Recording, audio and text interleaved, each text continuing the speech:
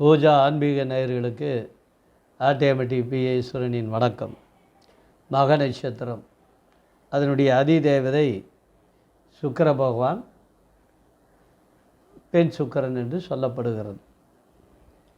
மக நட்சத்திரத்தில் பிறந்தால், பெண்கள் பிறந்தால் மிகச் சிறப்பு, ஆண்கள் பிறந்தால் சிறப்பில் கொஞ்சம் குறைவாக இருக்கும்.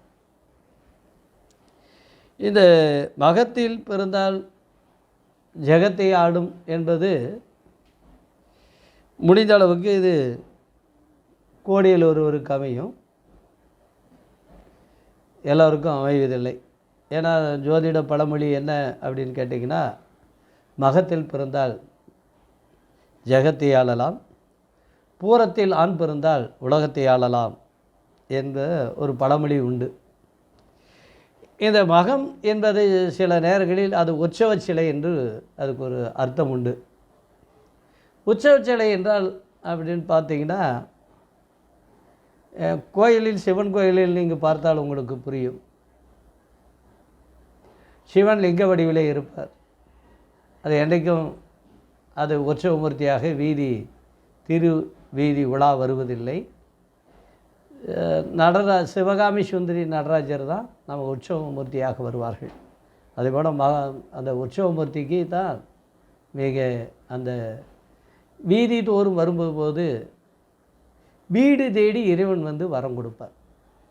அதனால தான் அந்த உற்சவமூர்த்திக்கு மிக பலமான பலம் உண்டு.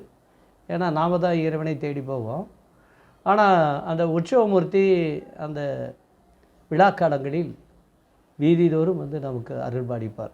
அதனால் மகத்தில் பிறந்தவர்கள் அந்த மிக சிறப்பான ஒரு வாழ்க்கையை வாழ்வதற்குண்டான ஒரு வாய்ப்புகள் கிடைக்கும்.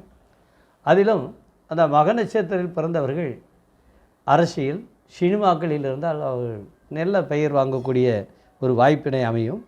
அது ஆண்களை விட பெண்களுக்கு மட்டுமே அந்த வாய்ப்பு பலமாக அமையும். இந்த சினிமா, அரசியல் இந்த ரெண்டிலும் இருந்தால் பரவாயில்ல அப்படின்னு சொல்லும்போது, நம்ம கோடியில் ஒருத்தர் பிறப்பார்கள் என்று சொன்னது போல மதிப்புக்குரிய நம் முன்னாள் முதல்வர் அம்மா ஜெயலலிதா அவர்கள் மக நட்சத்திரத்தில் பிறந்தார்கள். சினிமா உலகிலே இருந்தார்கள். அதன் பிறகு அரசியல் தொடர்பு வந்தது. முதலமைச்சர் ஆனார். மக்கள் மனதிலே நின்றார். அதனால தான் மகத்தில் பிறந்தால் ஜெகத்தை ஆளும் என்றார்.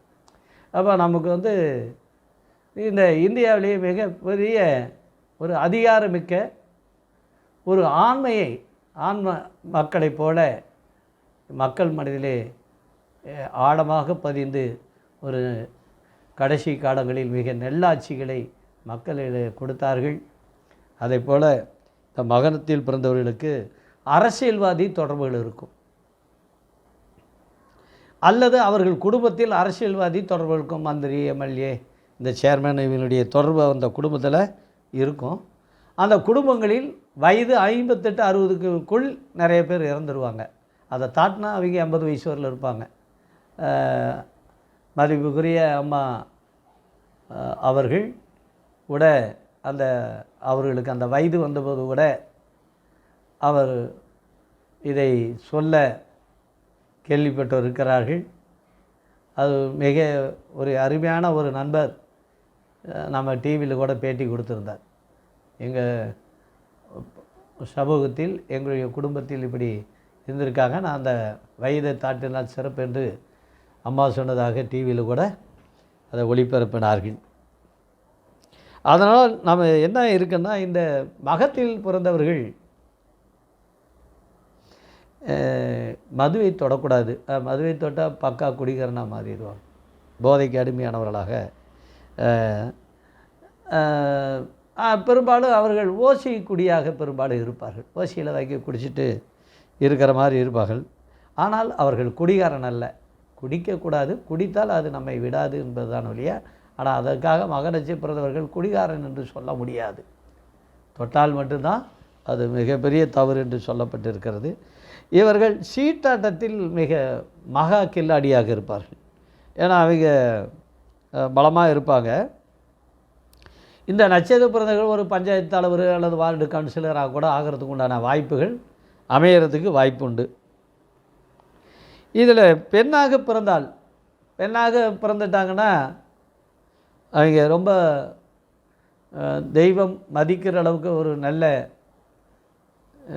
மதிப்புக்குரிய பெண்ணாக இருந்தால் அவர்கள் கஷ்டப்பட்டு முன்னேற வேண்டியதாக இருக்கும். ஏன்னா சாதாரண ஒரு குடும்பத்தில் பிறந்தால் அவர்களுக்கு பொறுத்தவரையிலும் சிலர் வாழ்க்கையில் அந்த தடமாறி சிலருக்கு தடமாறி போக வேண்டிய சூழ்நிலை வரும். அப்படி சூழ்நிலை வர்றவர்களுக்கு என்னுடைய சின்ன வேண்டுகோள், ஏன்னா முடிந்தளவுக்கு இந்த மகத்தில் பிறந்தவர்கள் அந்த தவறை செய்யக்கூடாது. உங்களுக்கு மிகப்பெரிய மதிப்பும் மரியாதையும் கிடைக்கக்கூடிய வாய்ப்பு அமையும். அதனால் நீங்கள் ஒரு மிக பலமான ஆளாக நீங்கள் வரக்கூடிய ஒரு வாய்ப்பு இறைவன் கொடுப்பார் பெண்களுக்கு. ஆண்கள் அந்த மக நட்சத்திரம் பிறந்தால் ஓரளவுக்கு தான் சிறப்பை பெற முடியும். முடிந்த அளவுக்கு நல்லது. இந்த மக நட்சத்திரத்துக்கு நம்ம சுக்கிரன்னு சொல்கிறாங்க. அது அசுர சுக்கிரன். அசுர குணையோடு இவங்ககிட்ட ரொம்ப தில்லு பலமாக அவங்களுக்கு இருக்கும். இவர்களுக்கு வாழ்க்கையை சிறப்பாக அமைத்து கொள்ள முடியாது, இஷ்டப்படி நடந்து கொள்வார்கள். இவர்கிட்ட நிர்வாக திறமனை கணவனை தன்வசம் கொண்டு வர முடிந்தவர்கள். தன்னை எதிர்த்து வந்தால் அவர்கள் சமயம் பார்த்து பழிவாங்க எண்ணம் வந்துவிடும். அதனால் பெரும்பாலும் மகத்தில் பிறந்த பெண்கிட்ட கொஞ்சம் கணவன்மார்கள் கொஞ்சம் கவனமாக இருந்துக்கணும். ஏன்னா அவங்க சமயம் பார்த்து அவங்க அந்த குற்றத்தை சுட்டி காட்ட வேண்டிய ஒரு சூழ்நிலை வந்துவிடும். ஆகவே நம்ம மகத்தில் பிறப்பது, பெண்கள் பிறப்பது மிக சிறப்பாகவும், நீங்கள் முடிஞ்ச அளவுக்கு நல்ல ஒழுக்கங்களை நமக்கு கொண்டு வரும்போது நீங்கள் நல்ல முறையில் நல்ல வாழ்க்கையை அமைத்து கொண்டு சிறப்பாக வாழ முடியும். இந்த மாதிரி இருக்கிறவங்களுக்கு நம்ம எந்த கடவுளை தரிசனம் பண்ணால் நல்லாயிருக்கும் அப்படின்னா, நவகிரகத்தில் ராகு பகவானை அவங்க தரிசனம் பண்ணாங்கன்னா நல்லா இருக்கிறதுக்கு ஒரு வாய்ப்பு இருக்குது. அல்லது சிதம்பரம் தில்லை காளியம்மனை நீங்கள் தரிசனம் பண்ணிங்கன்னா ரொம்ப வாழ்க்கையில் முன்னேற்றத்தை அடைவீங்க. முன்னேற்றம் அடைகிறதுக்கு உண்டான வாய்ப்பு உங்களுக்கு அமையறதுக்கு வாய்ப்பு உண்டு. இந்த மகத்தில் பிறந்த நம்ம எப்படி பெண் சுக்கிரன் அப்படின்னு சொன்னோமோ அது மாதிரி அவங்களுக்கு நல்ல காலம், நல்ல சாதகமான காலம், தெய்வத்தினுடைய அனுகூலம் கிடைப்பதற்கு லட்சுமி நரசிம்மரை நம்ம தரிசனம் செய்யலாம்.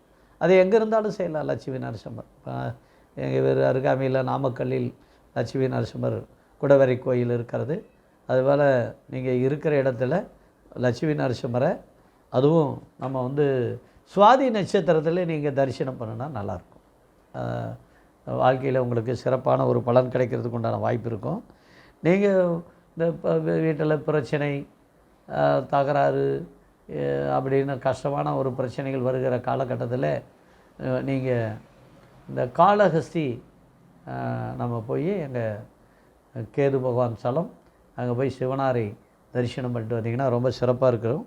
இந்த வருஷம் ஒரு முறை நீங்கள் தரிசனம் பண்ணணும்னா அது எந்த கோயிலில் தரிசனம் பண்ணால் நல்லா இருக்குன்னா, புரட்டாசியில் வர்ற தேய்பிறை அமரபட்ச துவாதசி திதி என்று சுக்கிர பகவானை தரிசனம் பண்ணிங்கன்னா ரொம்ப சிறப்பாக வாழ்வு அமையும். அது நம்ம எங்கேயும் போக முடியாது. கஞ்சனூரில் சுக்கிர பகவான் கோயில் இருக்குது. அங்கே வருஷம் இந்த நாட்களில் இந்த திதி வருகிற காலகட்டத்தில் நீங்கள் போய் தரிசனம் பண்ணுகிற போது உங்களுடைய வாழ்க்கை மிக பலமாகவும் நல்ல பொருள் சேரவும் செல்வாக்கு வரும். ஆகவே மக நட்சத்திரக்காரர்களுக்கு சில விஷயங்களை நான் பப்ளிக்காக சொல்ல முடியாத நாள், அதை நான் பப்ளிக்காக சொல்ல முடியல. அதனால் சில விஷயங்களை மறைக்கப்பட வேண்டிய சூழ்நிலைகளாக இருப்பதால் நீங்கள் நான் சொன்னதை இந்த கோயிலை தரிசனம் பண்ணுங்கள். முடிஞ்ச அளவுக்கு மகத்தில் பிறந்த பெண்கள் இந்த நம்ம லட்சுமி நரசிம்மரையும், நமக்கு புரட்டாசியில் வரக்கூடிய தேய்பிறை நமக்கு துவாதசி அந்த சுக்கிர பகவானையும், மற்ற நாட்களில் நமக்கு உள்ளூரில் நம்ம நவகிரகத்தில் ராகு பகவானையும், சிதம்பரத்தில் இருக்கிற நமக்கு தில்லை காளியம்மனை நீங்கள் வணங்குனீங்கன்னா ரொம்ப ரொம்ப வாழ்க்கையில் முன்னேறுவீங்க. நிச்சயமாக நடக்கும். போய் பாருங்கள். இந்த மாதிரி சொல்லி நிறைய பேரை வாழ்க்கைக்கு நான் இந்த கோயிலுக்கு அனுப்பி அவங்க சிறப்பான ஒரு பலனை அடைவதை என் கண் முன்னால் கொண்டு வந்து பார்த்து இருக்கிறேன். ஆகவே நீங்களும் இதை செய்யுங்கள். நல்லா வளர்வதற்கும் வாழ்வதற்கும் வாய்ப்பமையும். நன்றி, வணக்கம்.